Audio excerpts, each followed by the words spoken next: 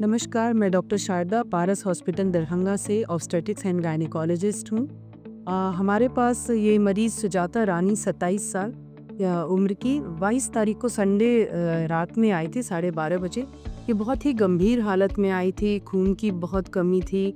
Clinically ये 3-4 ग्राम सी लग रही थी, पेट में लग रहा था पूरा खून भरा हुआ है।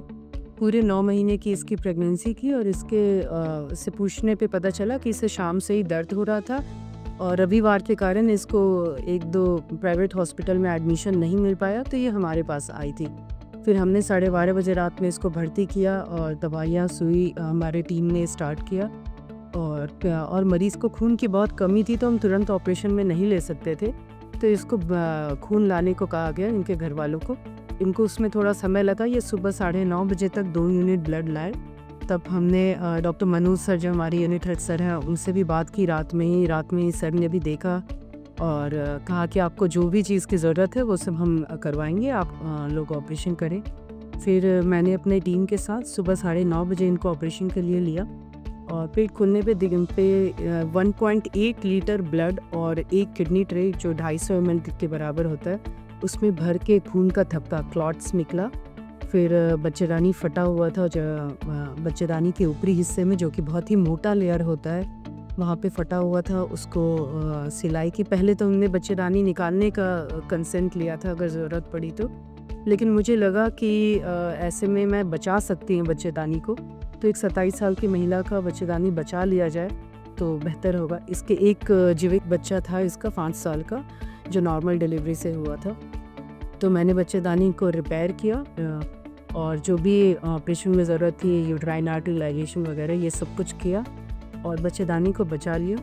मरीज़ बिल्कुल ऑपरेशन के बाद कॉन्शियस हो गई, होश में आ गई, बातचीत किया उससे, लेकिन उसको ऑब्जर्वेशन के लिए आईसीयू में ही रखा कि 4-5 घंटे ऑब्जर्व करके, क्योंकि खून बहुत ज़्यादा बह गया था, तो उसके बाद फिर इसको वार्ड में ले लेंगे।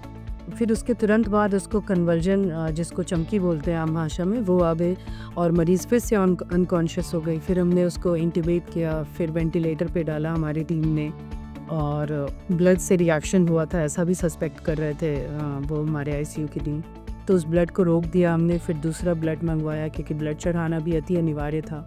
मरीज़ का हीमोग्लोबिन 3.5 ग्राम था, तो फिर और खून चढ़ाया गया। फिर उसको मैक्स सल्फेट होती है, मैग्नीशियम सल्फेट, वो दवाइयाँ और जो भी दवाइयाँ होती है वो सब दवाइयाँ दी। न्यूरोलॉजी में डॉक्टर यासीन सर से एक्सपर्ट ओपिनियन लिया गया, सर ने भी दवाइयाँ स्टार्ट की, लेबेप्रिल जिसको हम कहते हैं। तो ये सब दवाइयों के बाद 48 से 60 घंटे के बाद मरीज़ धीरे धीरे होश में आना आई ओपनिंग से स्टार्ट हुआ। फिर हमने उसको धीरे धीरे वीन ऑफ किया। हमारी आईसीयू की टीम ने नॉरैड धीरे धीरे बंद किया, टैपर किया और फिर वो एक्सट्यूबेट हुई 5 दिन के बाद और फिर धीरे धीरे मरीज़ इम्प्रूव होने लगी। फिर उसको वार्ड में लिया और आज 30 तारीख को हमारी मरीज़ जा रही है घर बिल्कुल ठीक होके। इसमें हमारे पारस के unit head sir doctor Manoj sir और पूरी हमारी ओटी की टीम, नीरज जी, सबका बहुत बड़ा योगदान है ऑपरेशन थिएटर से लेकर के, और पूरे के पूरे पारस टीम का, सिस्टर्स हों हमारे सारे, सब ने बहुत अच्छे से उनका जो भी होता है care, post op care, intra-op, वो सब कुछ किया।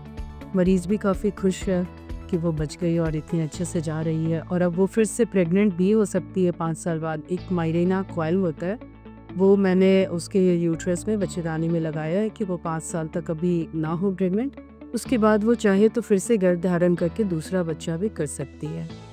बस इसके लिए मैं पारस टीम को बहुत बहुत धन्यवाद देना चाहूँगी। धन्यवाद।